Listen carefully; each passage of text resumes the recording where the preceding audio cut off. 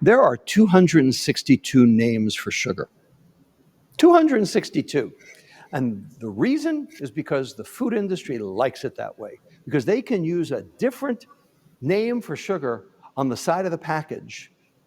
And a different sugar can be number 5, number 6, number 7, number 8, number 9, and when you add it up, it's number 1. They hide it in plain sight. But virtually every one of those 262, it's because of the fructose. That's the problem. So what is glucose and what is fructose? And while we're at it, what is sucrose and high fructose corn syrup too? Glucose is what plants make in starch.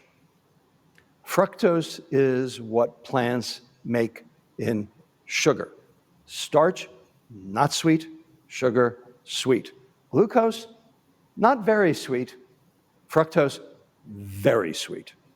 Fructose is addictive because fructose stimulates the reward center of the brain and tells you, this feels good, I want more. In the same way cocaine, heroin, nicotine, and alcohol do.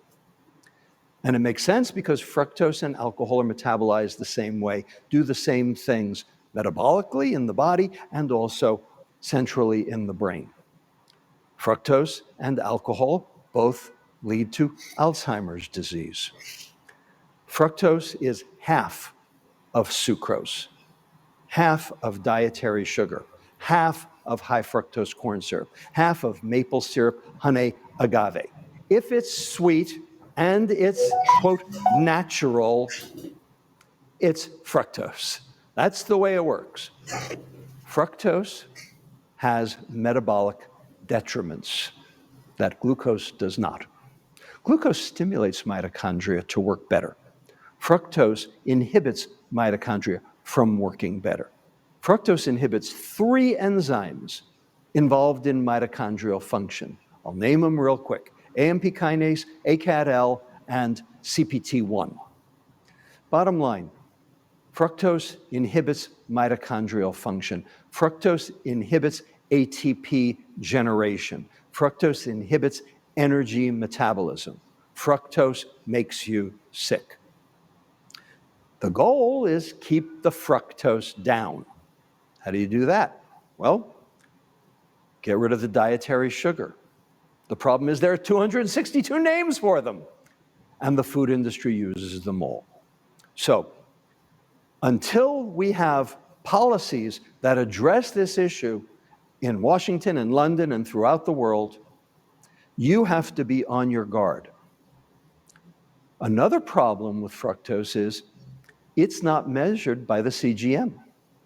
So glucose is monitored by the CGM, fructose is not.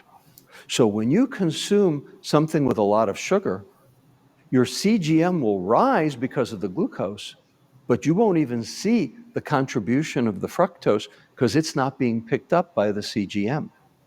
But because fructose does all of these things that glucose doesn't, it's 7 times worse, and you don't even measure it on the CGM. So absolutely essential to try to keep your dietary sugar consumption low. How low? Well, how about 0? No one needs it. There is no biochemical reaction in any vertebrate organism that requires dietary fructose. How's that? Now, we can tolerate a certain amount, up to about 25 grams of sugar, therefore 12 grams of fructose per day. That would be 6 teaspoons of added sugar per day. An orange juice is 11 teaspoons. A Milky Way bar is 7 teaspoons. A bowl of Fruit Loops is 4 teaspoons. So you can see it adds up pretty fast. Bottom line is, if you want dessert, have dessert. Just don't eat dessert for breakfast, lunch, dinner, and snacks. Fructose is a metabolic toxin, in the same way alcohol is a metabolic toxin. And it makes sense that it should be, because after all, where do we get alcohol from? Fermentation of fructose. It's called wine.